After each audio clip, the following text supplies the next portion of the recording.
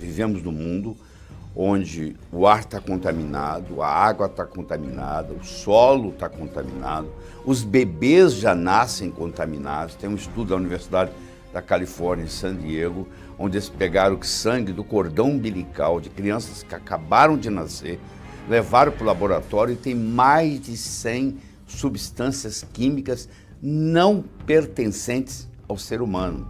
Desde a Segunda Guerra Mundial, mais de 80 mil substâncias químicas foram colocadas no mercado, substâncias que são estranhas ao nosso corpo. Então hoje nós estamos intoxicados, essa é a grande verdade.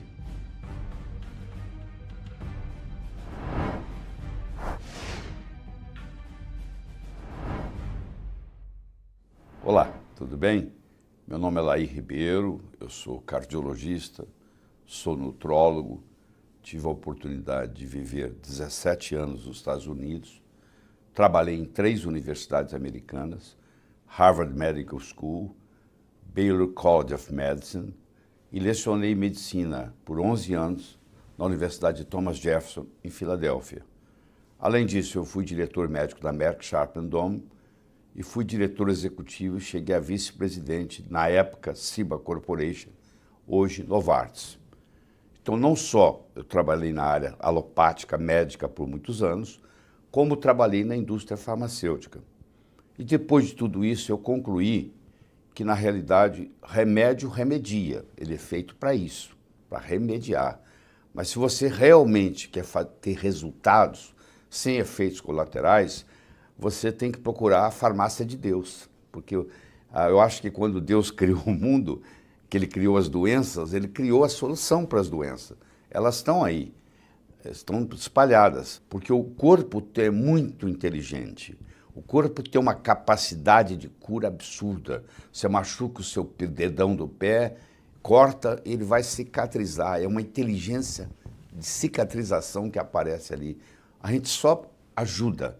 Se você sair do caminho, parar de fazer coisa errada, o próprio corpo faz isso. Então, esse é o nosso foco na medicina. Eu hoje ensino médicos a trabalhar o máximo possível usando produtos da natureza, ao invés de usar produtos sintéticos, químicos, que têm a sua aplicação em momentos especiais, pontuais, vamos colocar assim, pontuais.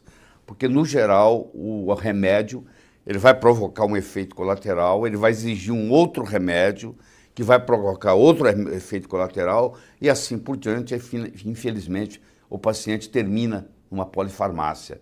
Você pega um indivíduo com 65 anos de idade, tomando 5, 6, 7 medicamentos, e um começa a interferir com o outro. Ele já até esqueceu qual a doença que ele tinha, porque agora ele está cuidando dos efeitos colaterais dos remédios. Então nós vamos estar aqui conversando com você e trazendo novidades nessa área. Nós estamos tão intoxicados pelo seguinte: nos últimos 20 mil anos, os geneticistas afirmam que não houve grandes mudanças no nosso DNA, no nosso genoma, mas mudou-se muito o nosso estilo de vida. Antigamente, vamos pôr 5 mil anos atrás, para exagerar, o problema era a infecção, não tinha poluição, não tinha revolução industrial ainda, então não havia poluição. O genoma foi feito, levou muito tempo para aprender a combater os vírus, as bactérias, os fungos. Então nós estamos preparados para isso, para combater infecções. Mas o nosso genoma, o nosso DNA, ele não foi feito para brigar com poluição. Isso não fazia parte do mundo da gente. Então, de repente, o mundo vem todo poluído, mais de 80 mil substâncias químicas novas desde a Segunda Guerra Mundial no mercado.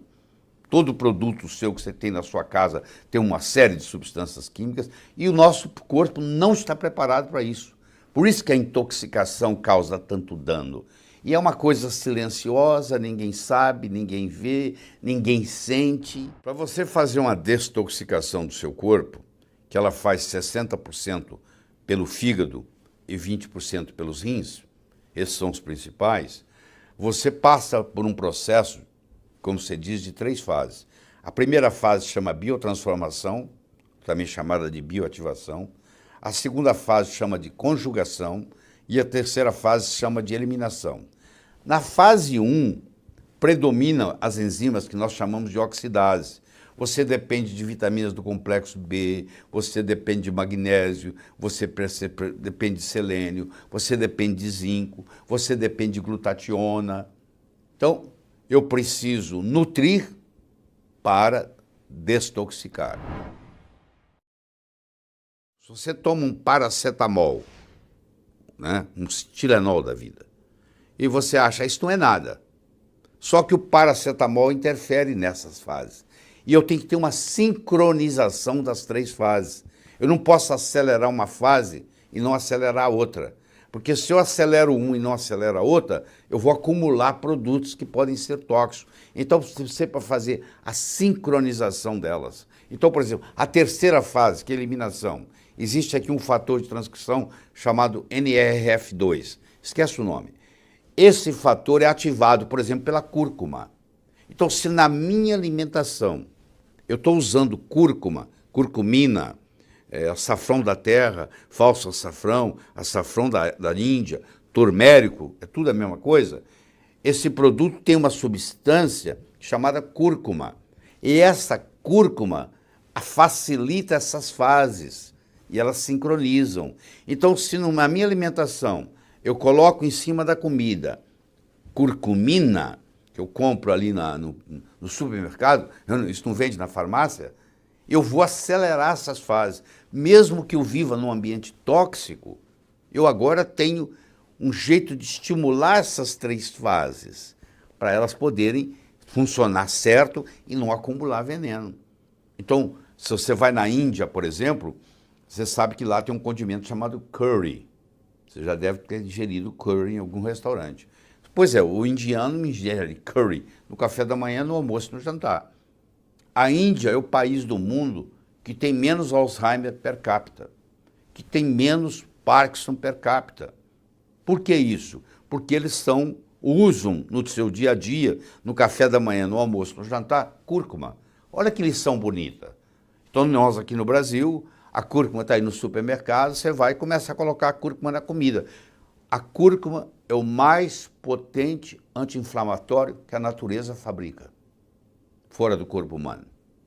Olha que coisa fantástica. Você pega o hábito de, depois que você serviu o seu prato, você jogar um pouquinho de cúrcuma em cima do seu prato, tá? Olha o que você vai facilitar a digestão daquilo ali, a eliminação daquilo ali. São processos simples. Se você acha que você tem uma amálgama, ou que você comeu peixe de um rio contaminado, onde tinha garimpo e tem mercúrio, o que seja, ou tomou muitas vacinas com o timerosal, que é mercúrio, e aí você coloca na sua comida coentro, e você começa a fazer uso do coentro, água mole em pedra dura, tanto bate até que fura. Ele vai devagarinho, devagarinho, ele vai tirando os metais pesados do seu corpo, aos poucos. Mas tem que ser aos poucos, não pode tirar rápido.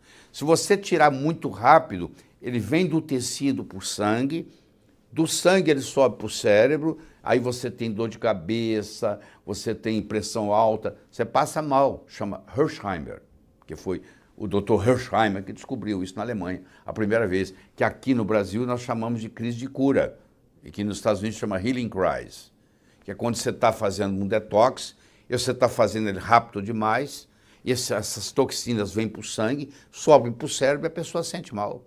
Então isso também não é benéfico. Senão a pessoa até desiste, não quer fazer. Então é aos poucos. Eu não estou ensinando nada drástico aqui. Eu estou ensinando você a tomar mais água, porque isso aí ajuda tremendamente o seu processo de desintoxicação, não tenha dúvida sobre isso. Você ingerir, você fala assim, mas eu esqueço de beber água. Eu falo, então é muito simples, sabe o que você faz? Cada vez que você toma água, toma 3 copos. Mesmo que você esquecer os outros 2, você já tomou 3. Aprenda a tomar mais de 1 copo d'água de cada vez, porque aí facilita a sua vida. Porque se eu falar para você, ó, você tem que tomar 6 copos d'água por dia, pelo menos. Você fala, não lembro. Então você faz o seguinte, se a primeira vez você toma 3, a segunda vez você toma 3. Acabou, está resolvido o seu problema.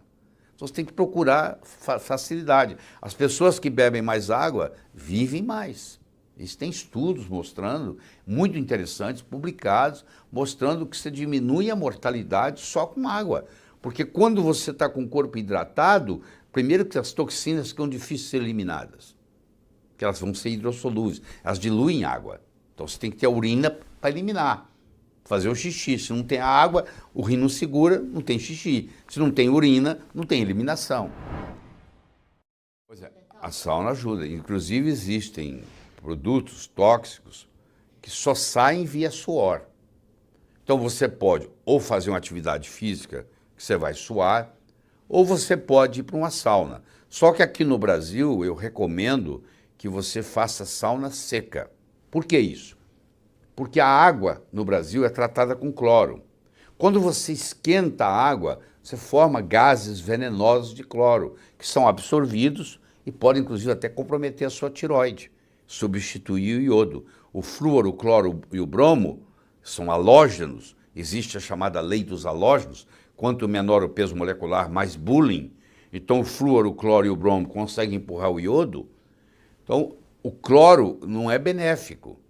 Então você faz uma sauna úmida, claro que você vai estar suando, vai ter esse benefício, mas vai ter o comprometimento de você estar respirando gases venenosos. Então a sauna seca é muito interessante. A sauna seca hoje é uma das intervenções terapêuticas mais interessantes que tem, porque não custa nada, você tem a sauna lá, e você vai lá e você vai fazendo o detox, principalmente de produtos que são na base de bisfenol A, fitalato, que tem predominância em sair pelo suor.